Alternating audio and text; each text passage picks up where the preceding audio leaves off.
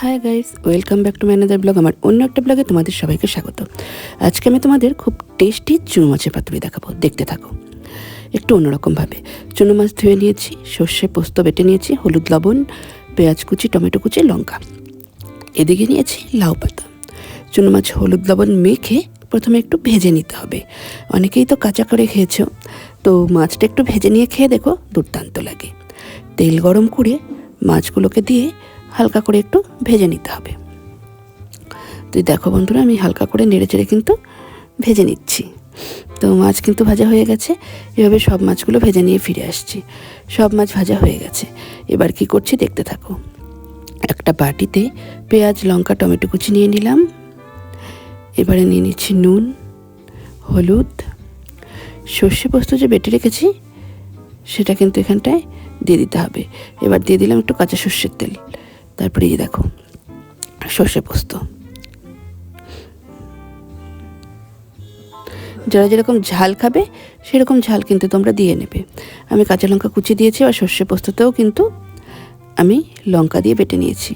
তো আমি খুব সুন্দর করে এভাবে মুড়িয়ে মুড়িয়ে মেখে নিলাম। এইবার এখানে মাছটা দিলাম। মাছটা দিয়ে কিন্তু হালকা হাতে মাখতে হবে, না হলে মাছ ভেঙে যেতে পারে।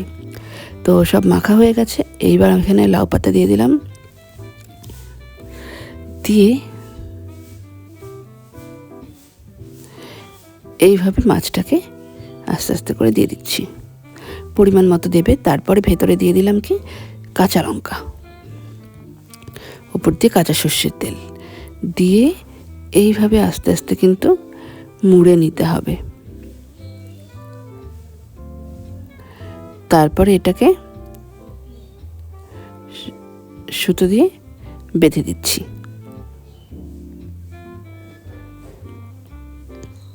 এইভাবে সবগুলো কিন্তু বেঁধে নিয়েছি।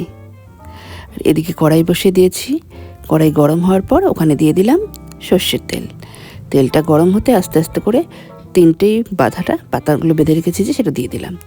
ঢাকা দিয়েছিলাম 10 মিনিট পর। দেখুন বন্ধুরা, কতটা জল উঠেছে দেখতেই পাচ্ছেন। এই জলেই কিন্তু সেদ্ধ হবে। আরও 5 মিনিট পর ফিরে এলাম।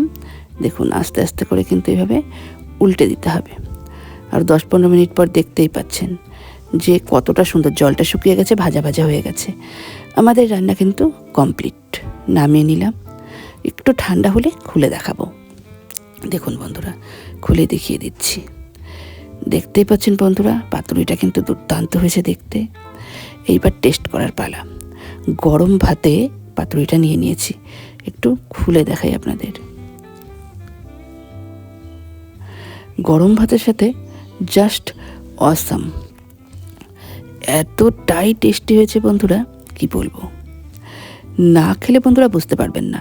তো আপনারা একবার এইভাবে করে দেখুন, দুর্দান্ত লাগবে। আর কেমন লাগলো আমাকে কিন্তু অবশ্যই বানিয়ে জানাবেন। আরও বেশি করে আমার চ্যানেলের লিঙ্কটা সবার কাছে শেয়ার করে দেবেন, কমেন্ট করবেন, সাবস্ক্রাইব করে দেবেন। আমার চ্যানেলের পক্ষ থেকে সবাইকে অসংখ্য ধন্যবাদ।